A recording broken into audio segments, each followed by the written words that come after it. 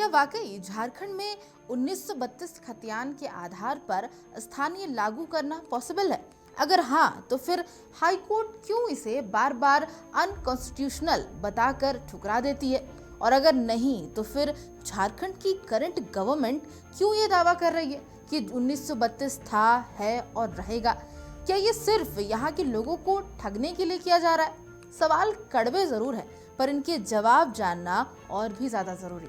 नमस्कार, मैं हूं प्रभा शर्मा, एक बार फिर से आपके सामने उन सवालों के जवाब के साथ जिसके बारे में आज झारखंड का हर युवा जो कि रोजगार के लिए भटक रहा है, हर इंसान जो कि इस स्टेट को अपने कई साल दे चुका है, जानना चाहता है। आपको याद होगा कि 2002 में झारखंड के तत्कालीन मुख्यमंत्री बाबूलाल मरांडी ने झारखंड की स्थानीयता को लेकर डोमिसाइल नीति लागू की थी, जिसको लेकर सिर्फ विपक्ष ही नहीं, पक्ष ने भी खूब हंगामा किया और कई जगहों पर ये प्रदर्शन इतने वायलेंट हो गए कि इसने कई लोगों की जान तक ले ली।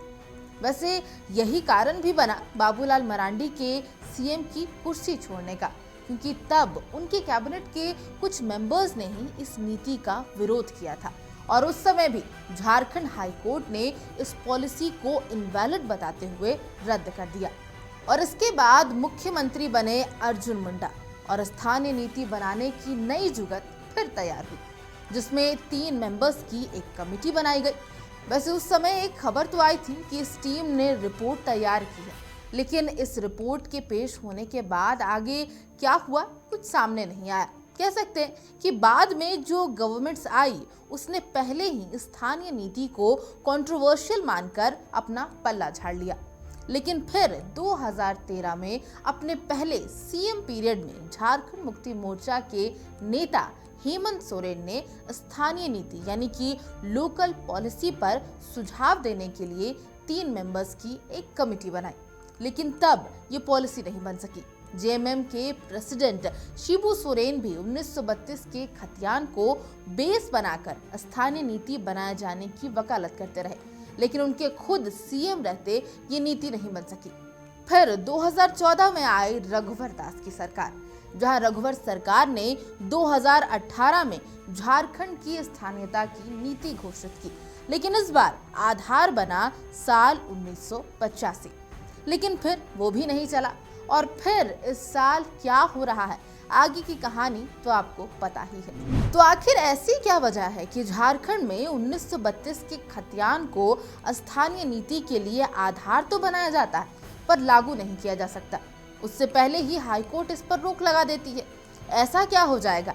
इसे समझने के लिए चलिए थोड़ी देर के लिए ये मान लेते हैं कि 1932 के आधार पर स्थानीय नीति लागू हो चुकी है, यानी कि साल 1932 में झारखंड वासियों के वंशज ही यहाँ के मूलवासी कहलाएंगे, या फिर ये कह लें कि उस समय जिनके पास जमीन थी वही झारखंड वासी हैं। वैसे इतने सालों में तो उन जमीनों की हजारों बार खरीद बिक्री भी हो चुकी है और खुद सरकार के पास इसका आंकड़ा नहीं है, क्योंकि 1932 में अगर रांची की ही बात कर ले तो यहाँ 10,000 रैयत थे और आज उनकी संख्या लगभग 1 लाख के पार कर गई है और उन जमीनों के कितने टुकड़े भी हो चुके हैं।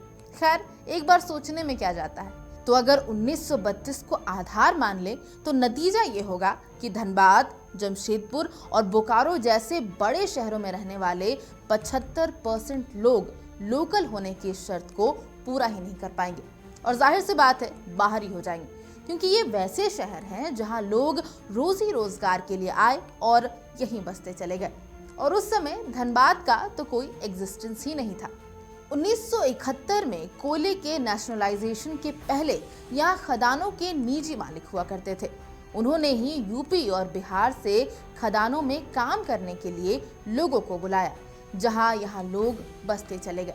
फिर 1952 में सिंदरी फर्टिलाइजर फैक्ट्री शुरू होने के बाद यहाँ काम करने के लिए बाहरी लोग आए और वो भी यहाँ बस गए और अब अर्बन एरियाज में ऐसे ही लोग ज्यादा है। जमशेदपुर, ये तो पूरा शहर ही टाटा स्टील का कहा जाता है, क्योंकि 1932 में जमशेदपुर शहर की करीब 24,000 बीघा जमीन का रैयतदार टाटा स्टील ही था। लेकिन जब बिहार सरकार ने 1956 में भूमि सुधार अधिनियम लागू की थी तो जमींदारी प्रथा खत्म हो गई। टाटा स्टील की जमीन का मालिक बिहार सरकार हो गया और टाटा को ये जमीन लीज पर दी गई। यानी कि अगर 1932 का खतियान लागू हुआ तो शहर की पूरी जमीन की ओनरशिप एक बार फिर टाटा स्टील की हो जाएगी। बस संथाल परगना में 1932 के खतियान को आधार नहीं बनाया जा सकेगा क्योंकि वहां लास्ट सर्वे 1908 में हुआ था, जबकि झारखंड के 80% एरियाज में 1932 में कैडेस्ट्रल सर्वे हुए थे। अगर ये स्थानीय नीति लागू होती है तो जो लोग सालों से झारखंड में रह रहे हैं लेकिन खतियान में उनका नाम नहीं है, वो कई तरह की गवर्नमेंट फैसिलिटीज से डिप्राइव्ड रह जाएंगे। कुछ एग्जाम्पल से समझे तो लोकल्स के लिए जो रिजर्व्ड नौकरी या एकेडमिक कोर्सेज होंगे उनमें नौकरी के लिए भी वे अप्लाई नहीं कर पाएंगे और आगे जितनी भी पॉलिसीज लोकल्स के लिए शुरू होती है उसका भी उन्हें कोई फायदा नहीं मिलेगा।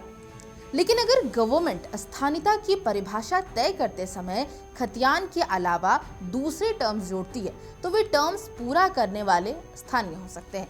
जैसे झारखंड में अपनी पढ़ाई करने वाले लोकल्स होंगे या इतने पर्टिकुलर सालों तक यहाँ नौकरी करने वाले स्थानीय कहलाएंगे, या कुछ और रास्ते और भी कई हैं जिससे वाकई सालों से यहाँ रह रहे लोगों को स्थानीय होने का हक और अधिकार मिल सकता है। लेकिन जिद, हट और ठगने की प्रवृत्ति ने न सिर्फ लाखों करोड़ों लोगों की भावनाओं से खेलने का काम किया है बल्कि उनके भविष्य को भी दांव पर रख दिया है। यह वीडियो आपके लिए कितनी इन्फॉर्मेटिव रही कमेंट सेक्शन में मुझे ज़रूर बताइएगा और अगर आपको मेरा ये वीडियो पसंद आ रहा है तो मेरे चैनल को ज़रूर सब्सक्राइब कीजिएगा।